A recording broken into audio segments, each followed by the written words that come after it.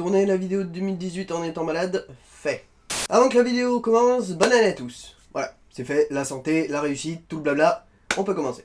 Salut à tous et à toutes, c'est Vincent et aujourd'hui on va discuter du nouveau, je me rappelle plus comment il s'appelle. On va parler de Parcoursup, le nouveau système APB, on va dire, de 2018 qui s'applique à présent. Et effectivement en 2018, les vidéos sont structurées. J'ai fait tout un plan et on va en parler parce qu'il y a plein de choses à dire. Générique. Ah bah non, oui, non.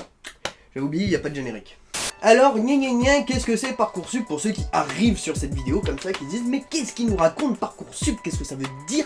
Attends 2 minutes, laisse-moi, je vais t'expliquer. Parcoursup, c'est l'ancien APB mieux structuré. APB, c'était admission post-bac. Et d'ailleurs, Parcoursup, c'est rigolo parce que bah si du coup ça fait PS et Macron Pourquoi faire ça? Pourquoi faire ça? Tout simplement parce que APB puait du slip. Il puait du slip pour plusieurs raisons. Déjà, la structure du site était totalement à chier, faut le dire.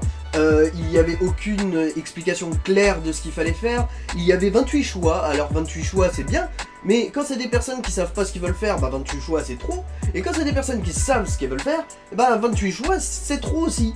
Donc bah c'est nul en fait. Le plus gros problème d'APB c'était surtout le suivi sur les choix, c'est-à-dire que ce soit les professeurs, la structure de l'éducation ne suivaient pas assez ce qu'on choisissait et ne nous aiguillait pas assez. Alors forcément c'est toujours difficile pour un prof, je le sais, mais voilà, faut le dire, ça fait partie des choses qui ne fonctionnaient pas sur APB. Comme j'aime le dire pour Parcoursup, il n'est pas là le problème, on ne prend pas un problème à... Putain bah, le problème on le prend à la racine, on le prend pas à la dernière branche d'un platane, et tout ceci ne fonctionne pas.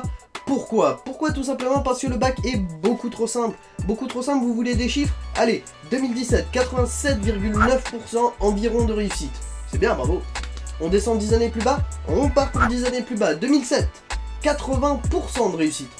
Ouais, vous êtes pas sûr, hein? Oui, on est de plus en plus intelligent. Bon, allez, on descend encore 10 années plus bas. 1997, environ 75%. Et on peut faire ça, vous regardez sur internet, c'est pas moi qui le dis, hein, c'est vérifiable. Il y a des graphiques, ils le montrent, l'évolution du taux de réussite est pas exponentielle, mais plus que croissant. Et c'est un problème en soi, parce que du coup on se retrouve à avoir beaucoup d'étudiants qui ont le baccalauréat, donc qui souhaitent des études supérieures. Et là est le problème. De APB où on avait 28 vœux à maintenant Parcoursup où on en a que 10, on se dit que bah nécessairement c'est nickel pour les personnes qui savent déjà ce qu'elles veulent faire. C'est vrai, enfin, demandez à n'importe qui, il sait ce qu'il veut faire, il va pas mettre maximum 10 vœux, il va peut-être en mettre 6-7 gros maximum. Le problème, c'est pour ceux qui ne savent pas ce qu'ils veulent faire. Parce que généralement, on a plusieurs ordres d'idées dans ces cas-là, et on met plusieurs vœux, on les dispatche. Allez, 5 facs pour, j'en sais rien moi, maths, 5 facs pour physique, tiens, j'ai envie de faire aussi un peu de chimie, allez. Ah, puis je vais essayer de prendre des prépas où il y a un peu tout. Et bah, vous faites le calcul, très rapidement, on atteint les 10 choix, et c'est un véritable souci, un très gros problème. Pour moi, le plus gros problème de Parcoursup, c'est les lettres de motivation. Alors, les lettres de motivation, qu'on soit bien d'accord, si jamais vous voulez une prépa ou une école, toutes les manières ça va pas changer avec APB, fallait quand même faire un dossier avec lettre de motivation, etc. Donc ça change pas. Le gros souci c'est que maintenant c'est pour les facs. Ta gueule l'ordinateur. Le problème maintenant c'est que c'est pour les facs.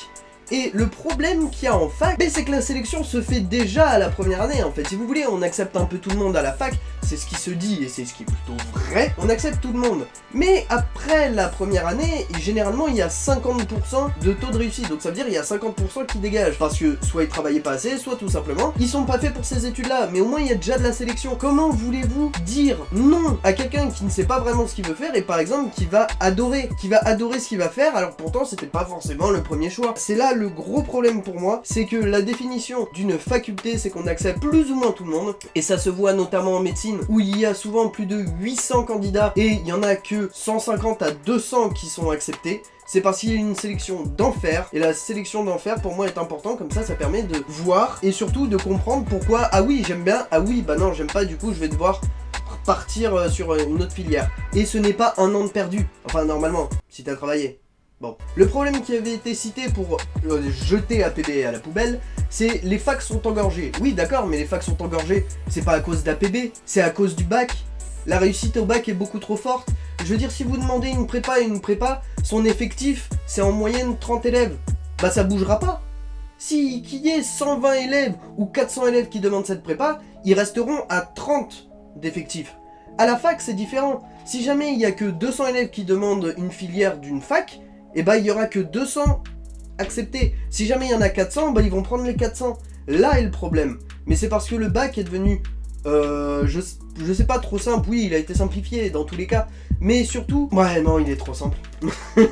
La réussite au bac est beaucoup trop forte, ce qui fait qu'il y a beaucoup trop d'étudiants, et ce qui fait que les facs sont engorgés, puisque de toute façon les écoles ne changent pas leur effectif, et ainsi que les prépas, donc oui, c'est à cause du bac. Désolé. Et enfin, la dernière question que je me suis posée pour réfléchir à cette vidéo, c'est à quoi va servir ce nouveau site. Bah tout simplement, il va servir à redorer le blason de la fac. Et ouais. Parce que logiquement, eux là ils sont sur un lien direct, plus de sélection, et plus de taux de réussite. Logiquement ça devrait fonctionner. Quand tu sais à quel point on est des branleurs à la fac, j'ai peur que ce soit tentatif pour rien. Je vous remercie de m'avoir écouté, je suis désolé, je suis complètement malade. J'ai le nez pris comme je ne sais quoi. J'espère que cette vidéo vous a plu, n'hésitez pas à la partager si vous avez aussi le même point de vue que moi, ou tout simplement pouvoir en discuter dans les commentaires. La barre de commentaires et tout le blabla qui va avec est fait pour ça. Je vous invite à me rejoindre sur tous les réseaux sociaux qui sont un peu partout, à vous abonner si c'est pas déjà fait, et je vous dis ciao tout le monde, c'était Vince sur Délire de Vince. On se retrouve pour une prochaine vidéo. Ciao, bye bye.